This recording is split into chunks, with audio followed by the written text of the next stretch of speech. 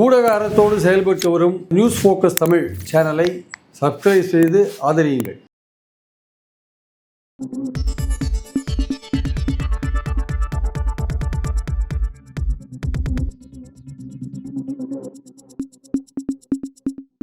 வணக்கம் சார். வணக்கம் சார். நடிகர் மற்றும் தமிழக வெற்றி கழக தலைவர் விஜய் அவருக்கு ஒய் பிரிவு பாதுகாப்பு வழங்கப்பட்டிருக்கு. ரொம்ப ஒரு முக்கியமான ஒரு development. First of all our கேட்கவே இல்லை, அவருக்கு கொடுத்துருக்காங்க. கொடுக்குறத பற்றி தமிழக அரசுட்டையும் கன்சல்ட் பண்ணல. ரெண்டாவது அவருக்கு என்ன த்ரெட் இருக்குது அப்படிங்கிற விஷயத்தையும் மென்ஷன் பண்ணல. ரெண்டாவது இப்போ இப்படி ஒரு விஷயத்தை கொடுத்ததுனால இப்போ தாவேக்கு டிஸ்கஸ் பண்ணிட்டு இருக்காங்க, அது ஏற்றுக்கலாமா வேண்டாமா அப்படின்னு சொல்லிட்டு விஜய் டிஸ்கஷனில் இருக்கிறதா சொல்லி போயிட்டுருக்கு.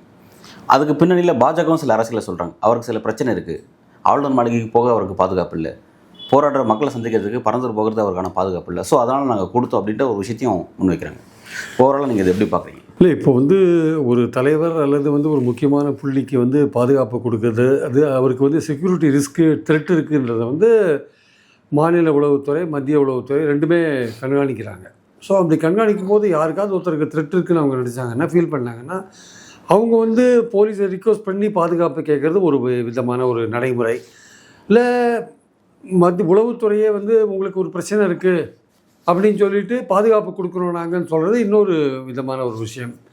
அதாவது ரொம்ப வைகோ திமுக இருந்தபோது பிரிஞ்சு போன போது அந்த சூழல் வந்தபோது இப்போ மத்திய உளவுத்துறை ஒரு செய்தி சொன்னாங்க, கோபால்சாமியோட பெனிஃபிட்டுக்காக எல்டிடினால கருணாநிதி உயிருக்கு ஆபத்து இருக்குது அப்படின்ட்டு.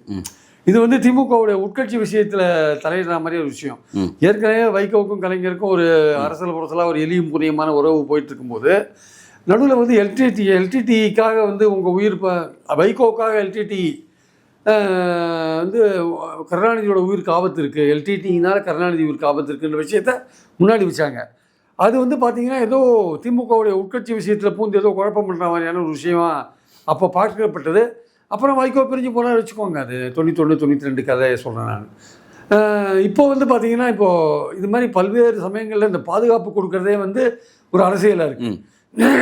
இந்த சோனியா காந்தி கொடுக்கறது வித்ட்ரா பண்ணுறது, ராகுல் காந்தி கொடுக்கறது வித்ட்ரா பண்ணுறது, இந்த மாதிரி விஷயங்கள். அப்புறம் தேவையில்லாத கங்கனா ராவத்துக்கு கொடுக்கறது, கேட்டால் சிஐஎஸ்எஃப் கான்ஸ்டபிள் அவளை அடிச்சிட்டாங்க அதனால தான் கொடுத்தேன்றது. அதாவது இப்போ பாதுகாப்புன்றது ஒரு பெரிய பெருமையாக நினைக்கிற காலம் ஆகிடுச்சு. ஆக்சுவலாக தனக்கு ஒரு 2 பேர் கவர்மெண்ட் பாதுகாப்பு இருந்தாங்கன்னா தான் ரொம்ப பெரிய ஆள், ஒரு விஐபி அப்படின்ற மாதிரி. இப்போ சில யூடியூபருக்கு கூட பாதுகாப்பு கொடுத்துருக்காங்க. அது மாதிரி முக்தார் மாதிரியான யூடியூபருக்கு கூட ஒரு பாதுகாப்பு கொடுத்துருக்காங்க. ஸ்டேட் கவர்மெண்ட் ஒரு போலீஸை கொடுத்துருக்காங்க வச்சுக்கோங்க. இப்போ டிராஃபிக் ராமசாமிக்கு ஒரு போலீஸ் பாதுகாப்பு இருந்தார். அவர் இப்போ போலீஸ் சைக்கிள் ஓட்டும்போது பின்னாடி உட்காந்துட்டு போவார். அந்த மாதிரி அவர் பாதுகாப்புக்கு இருந்தார். ஸோ இது அவங்களே கேட்டு கொடுக்குறது இல்லை, கவர்மெண்ட்டே உணர்ந்து கொடுக்குற ஒரு விஷயமா பார்க்குறோம். ஆனால் அடிப்படையான விஷயம் என்னன்னா, இப்போது இவரோட விஷயத்தில், விஜயோட விஷயத்தில் விஜய்க்கு மத்திய உளவுத்துறையோட ரிப்போர்ட் அடிப்படையில் அவருக்கு பாதுகாப்பு கொடுக்கப்பட்டிருக்கு. அது என்ன விதமான ஒரு செக்யூரிட்டி ரிஸ்க் அவருக்கு இருக்குது அப்படின்னு பார்த்தீங்கன்னா, இவங்க வெளிப்படையாக என்ன சொல்கிறாங்கன்னா, தாவேக்கு ஆதரவாளர்கள் அவர் பரந்தூரில் வேன்லேருந்து கீழே இறங்கி பேசலை, செக்யூரிட்டி அவருக்கு பிரச்சனையாக இருந்து பேசலை, அதனால தான் வெள்ள நிவாரணம் பாதிக்கிறதுக்கு அவர் போய் மக்களை சந்திக்கல. காரணம் அவருக்கு கூட்டத்தில் போகும்போது செக்யூரிட்டி இருக்கா இல்லையான்னு தெரியல, அந்த ஒரு பிரச்சனை இருக்குது. ரெண்டாவது இப்போ ரஜினி ரசிகர்கள் யாரோ அவர் மேலே மட்டும் முட்டை வீசுறதா சொல்லியிருக்காங்களாம். ஆமாம், இது சோஷியல் மீடியாவில் ஒரு முக்கியமான டாக்கிங்காக மாறிச்சு. ஏன்னா இப்போ விஜய் தமிழ்நாடு ஃபுல்லாக பயணம் போக இருக்கிறாரு. அப்போ ரஜினி ரசிகர்கள் தாக்கணுன்ற மாதிரியான விஷயம் வந்துச்சு. இதை ஒரு காரணமாக சொல்கிறாங்க, ஒரு காரணமாக ஒன்று சொல்கிறாங்க. ரெண்டாவது ஒரு காரணம் என்னென்னா, ஆளும் அரசை எதிர்த்து தமிழ்நாட்டில் திமுக அரசை எதிர்த்து அவர் அரசியல் செய்கிறாரு. இப்போ அவங்களால ஒரு திட்டு இருக்கிறதா உளவுத்துறை மூலமாக எங்களுக்கு தகவல் வந்துச்சுன்னு சொல்லி சென்ட்ரல் கவர்மெண்ட் ஒரு தகவல் வருது. இன்னைக்கு உறுதிப்படுத்தப்படாத தகவல் வந்துட்டு இருக்கு. இப்போ இதெல்லாம் வச்சு நம்ம எப்படி இல்லை, அது இதுதான் ஒரு பாலிடிக்ஸ். அதாவது உங்களுக்கு இமீடியட்டாக பாதுகாப்பு கொடுக்குறது யார்? ஸ்டேட் கவர்மெண்ட் தான் உங்களுக்கு பாதுகாப்பு கொடுப்பாங்க. இப்போ நீங்கள் சென்ட்ரல் கவர்மெண்ட்டில் உங்களுக்கு 8 போலீஸ் பாதுகாப்பு, சிஆர்பிஎஃப் பாதுகாப்பு கொடுத்தா கூட உங்களோட அவுட்டர் ரிங்கை உங்கள் அவுட்டர் ரிங்கை உங்கள் பாதுகாப்பு யார் பார்ப்பாங்க? ஸ்டேட் கவர்மெண்ட் தான் பார்ப்பாங்க. ஒரு விஐபிக்கு 3 ரிங்கு பாதுகாப்பு இருக்குது. உள்ளே இருக்கிற பாதுகாப்பை நீங்கள் சிஆர்பிஎஃப் கவனிச்சா கூட வெளியில் 2 ரிங்கை ஸ்டேட் கவர்மெண்ட் தான் பார்க்குறோம் ஆக்சுவலாக. ஸோ மத்திய அரசு இந்த பாதுகாப்பை கொடுத்தா கூட ஸ்டேட் கவர்மெண்ட்டுக்கும் அந்த பாதுகாப்பில் ஒரு அக்கறை இருக்குது. ஆக்சுவலாக எந்த விஐபியாக இருந்தாலுமே ஒரு அக்கறை இருக்குது. அதனால் விஜயோட விஷயத்தில் மத்திய அரசு கொடுத்தாங்கன்றதுக்காக மாநில அரசு இதை கண்டுக்காது இருக்க முடியாது. மாநில அரசும் விஜய்க்கு உரிய பாதுகாப்பை ஒரு சுற்றுப்பயணம் போகும்போது கொடுக்கணும். ஆனால் இதெல்லாம் இந்த ரஜினி ரசிகர்கள் முட்டை அடிப்பாங்க, அதெல்லாம் தான் பாதுகாப்பு கொடுத்தாங்கன்னா அதெல்லாம் ரொம்ப சிரிப்புக்கிடமான ஒரு விஷயமா இருக்குது. ஆக்சுவலாக உண்மையிலேயே அவரோட லைஃபுக்கு த்ரெட் இருக்குது அப்படின்னு மத்திய உளவுத்துறை விஜய்க்கு வர பல்வேறு கால்ஸை ட்ராக் பண்ணுவாங்க. அவங்க பல்வேறு கால்ஸை ட்ராக் பண்ணுவாங்க. அவங்க வேறிய சோர்ஸஸில் அவங்க வந்து உளவுத்துறை அது வேலை செய்யும். ஆக்சுவலாக அப்படி வேலை செய்யும்போது அது ஏதோ ஒரு கட்டத்தில் வந்து விஜய்க்கு வந்து ட்ராவல் பண்ணால் அவர் மக்களை சந்திக்கும் போது அவருக்கு ஏதோ ஒரு ஆபத்து இருக்குன்னு அவங்க ஃபீல் பண்ணி கொடுத்துருக்காங்க. அது என்னென்னா ஃபீல் பண்ணி கொடுத்தது இவர் கேட்டு கொடுத்தாரா, கேட்காம கொடுத்தாங்களா, இல்லை இவர் வந்து கவர்னரை சந்திச்சுட்டு வந்தார்ல இந்த அண்ணா யூனிவர்சிட்டி விஷயத்தும் போது, அப்போவே கவர்னர் அவர் ஒரு ஐபி ஆஃபீஸர் தானே, அவருக்கு பல இன்புட்ஸ் கிடச்சிருக்கும். அவருக்கு லோக்கல் ஐபிலாம் அவரோட கான்டாக்டில் தானே இருப்பாங்க. அது லோக்கல் ஐபியில் யாராவது சொல்லியிருப்பாங்க போல இருக்கு, விஜய்க்கு இது மாதிரி திட்டு இருக்குது, உங்ககிட்ட வந்தால் கேளுங்க, அவர்கிட்ட அவருக்கு பாதுகாப்பு கொடுக்கணும்னு இருக்கோம், அவர் என்ன சொல்கிறார் கேளுங்கன்னு கேட்க சொல்லியிருக்கலாம். அது அவர் கவர்னர் கூட கேட்டுருக்கலாம். அது இத்தனை நாள் கழிச்சு இப்போ கொடுத்துருக்கலாம், ஒரு வேளை சொல்ல முடியாது. ஸோ அதனால் வந்து இவர் கேட்டாரா, கேட்டு கொடுத்தாங்கன்னா இவர் வித்ட்ரா பண்ணுறதுக்கான அவசியம் கிடையாது. இவரே கேட்டு கொடுத்தாங்கன்னா இவர் வேண்டாம் சொல்கிறதுக்கான அவசியமே அங்கே வராது. ஏன்னா நான் கேட்டு தான் கொடுத்தாங்கன்னு ஆகும்.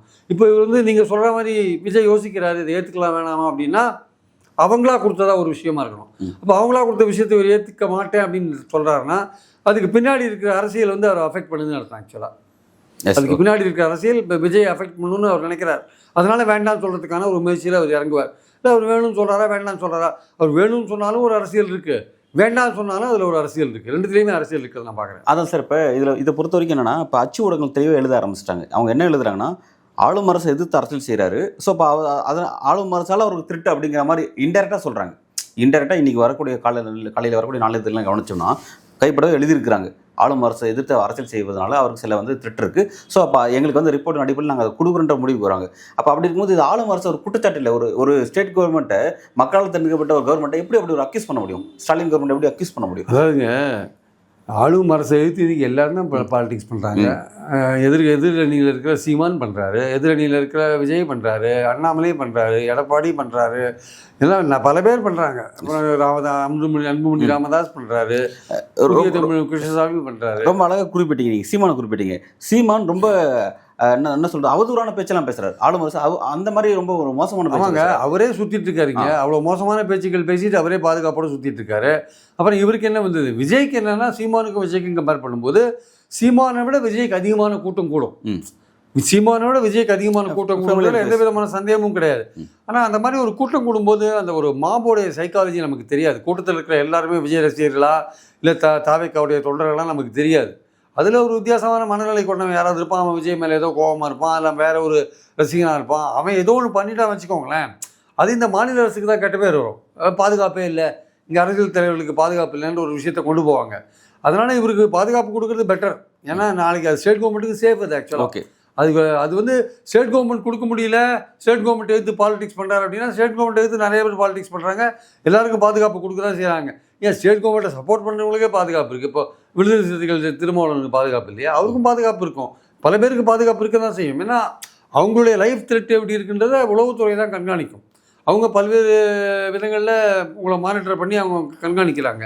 யார் உங்களை மிரட்டுற தொழில் யார் பேசுகிறாங்க, எந்த டெலிஃபோன்லேருந்து பேசுகிறாங்க, பல விஷயங்களை அவங்க மானிட்டர் பண்ணுறாங்க. அப்படி மானிட்டர் பண்ணி கொடுக்கும்போது ஏற்றுக்காது உங்கள் பொறுப்பு. ஸோ இப்போ வந்து நீங்கள் ஏற்றுக்காத ஏன் ஏற்றுக்க மாட்டேன்ற ஒரு விஷயத்தை நீங்கள் யோசிக்கிறீங்க அப்படின்ற ஒரு விஷயம் ஏன் வருதுன்னா, நேற்று வந்து கேபி முனுசாமி பேசின ஒரு விஷயம், அதாவது வந்து இந்த மாதிரிலாம் பாதுகாப்பு கொடுத்து, ஏன்னா பாதுகாப்புன்றது ஒரு கௌரவம் பெருமைன்ற ஒரு லெவலில் வந்துடுச்சு. ஆக்சுவலாக மத்திய அரசோட பாதுகாப்பு எக்ஸோ ஒய்யோ ஒய் ப்ளஸோ இசட்டோ இசட் ப்ளஸோ எஸ்பிஜியோ, எஸ்பிஜி கிடையாது வச்சுக்கோங்க, பிரைம் மினிஸ்டர் மட்டும்தான். அது கிடைக்கிறதுன்றது வந்து கௌரவம் சம்மந்தப்பட்ட ஒருத்தருக்கு பாதுகாப்பு இருந்தால் அது வந்து பெருமைப்படத்தக்க ஒரு விஷயமாக கருதுகிறாங்க. அதான் இப்போ பாருங்கள், பல பேர் வந்து பாதுகாப்பு வேணுன்றதுக்காக இந்த இந்து முன்னணி தலைவர் எல்லாம் தங்களதாகவே வெடிகுண்டு வச்சுக்கிறது, தங்கள் வீட்டில் வெடிகுண்டு தூக்கி போடுறது, இதெல்லாம் அவங்க பண்ணுறாங்க. அவங்களாம் தங்களுக்கு பாதுகாப்பு கொடுப்பான்ற எண்ணத்தில் பண்ணுறாங்க. ஆக்சுவலாக அதெல்லாம் போலீஸ் அப்பப்போ எக்ஸ்போஸ் பண்ணிட்டு தான் இருக்காங்க. ஆனால் உண்மையிலேயே விஜய் போன்றவர்களுக்கு வந்து பாதுகாப்பு கொடுக்க வேண்டிய அவசியம் இருக்குது. ஏன்னா ஒரு அரசியல் தலைவராக இருக்கார், நிறைய வந்து க்ரௌடு வரும் அவரை பார்க்குறதுக்கு. மார்ச் மாதத்துலேருந்து அவர் சுற்றுப்பயணம் போகிறார். ஆனால் இப்போ அவர் வேண்டாம் அப்படின்னு சொல்கிற நிலைமைக்கு ஏன் வருவார்னா, அவர் வந்து பாஜகவை வந்து ஒரு கொள்கை எதிரியாக கருதுறாரு. ஸோ பாஜகவை எதிர்த்து அவர் பலது பேசுவார்.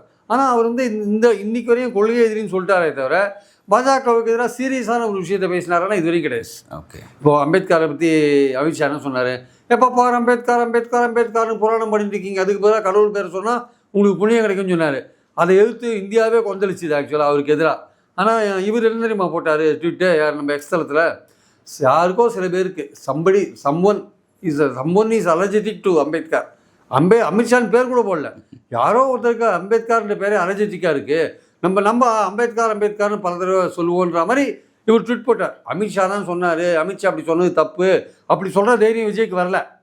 Okay, someone says that they are someone is telling that they are allergic to அம்பேத்கர்ன்ற மாதிரி ஒரு ட்வீட்டை போட்டார்.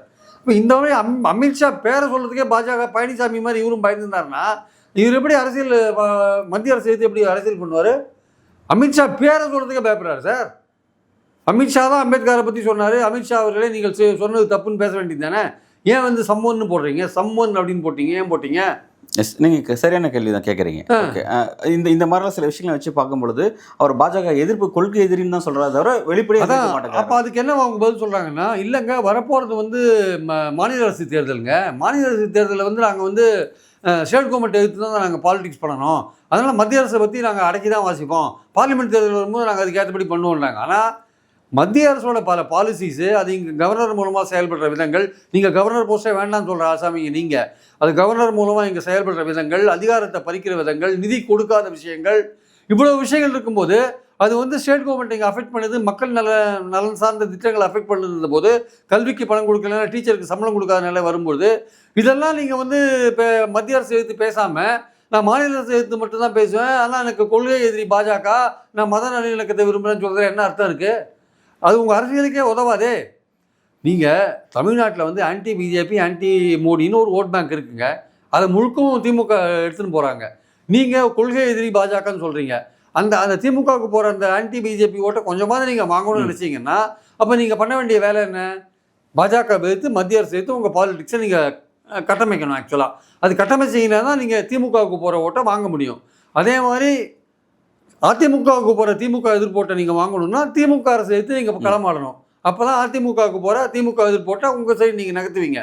நீங்கள் அதிமுகவுக்கு போகிற திமுக ஓட்டை எடுக்கிறதுல காட்டுற ஆர்வத்தை திமுகவுக்கு போகிற பாஜக ஓட்டை எடுக்கிறதுல காமிக்கிறதுல ஏன்? அதாவது நீங்கள் மத்திய அரசை பற்றி ஏன் விமர்சிக்க மாட்டேன்றீங்க? கொள்கை எதிரின்னு சொல்லிட்டு நீங்கள் கடந்து போகிற விஷயம் இருக்குல்ல, அது வந்து நீங்கள் ஏதோ ஒரு விதத்தில் இன்னும் உங்களுக்கு வந்து மத்திய அரசு உங்களை ஏதோ ஒரு விதத்தில் அச்சுறுத்துதா, அல்லது ஏதோ ஒரு விதத்தில் நீங்கள் வந்து மத்திய அரசுக்கு பயந்துருக்கீங்களா? உங்களை வந்து நெய்வேலியிலேருந்து இன்கம் டேக்ஸில் கூட்டின்னு வந்தாங்க, கைது பண்ணி கூட்டின்னு வர மாதிரி உங்களை கூப்பிட்டு வந்தாங்க. அதனால் வந்து மத்திய அரசு நினச்சா நம்மளை என்ன வேணால் பண்ணலாம், நம்ம சினிமா நடிகராக இருக்கோம், நம்மளை எந்த விதத்தில் வேணால் அரெஸ்ட் பண்ணலாம் அப்படின்னு நீங்கள் பயப்படுறீங்களா? அப்போது சரி நம்ம மத்திய அரசோடு ஒரு சாஃப்டாக போயிடலாம், மத்திய அரசோடு இணக்கமாக இருக்கிற மாதிரி போயிடலாம், அவங்க கொடுக்குற பாதுகாப்பு வாங்கிக்கலாம் அப்படின்ற மாதிரி போனீங்கன்னா அது உங்கள் ஓட் பேங்க்கை அஃபெக்ட் பண்ணும். உங்கள் ஓட் பேங்க்கை அஃபெக்ட் பண்ணும். தொடர்ந்து திமுகவுக்கான அந்த ஆன்டி பிஜேபி ஒட்டுமொத்தமாக அவங்களுக்கு தான் அது போகும். உங்களை வந்து மக்கள் நம்ப மாட்டாங்க. எப்படி சீமான் இப்போ பிடி மாதிரி ஆகிட்டாரோ, பெரியார் எடுத்து எப்படி இது பாஜகவுக்கு ஆதரவாக செயல்படுறாரோ, அந்த மாதிரி நீங்களும் கிட்டத்தட்ட வந்து நீங்களும் பாஜகவோட ஏதோ ஒரு தொடர்பில் இருக்கீங்க அப்படிங்கிற எண்ணத்துக்கு தான் மக்கள் வருவாங்க. ஆக்சுவலாக வந்து அதிமுகவை ஏற்கனவே மக்கள் நம்மள அந்த இடத்துக்கு நகருவாரா விஜய்?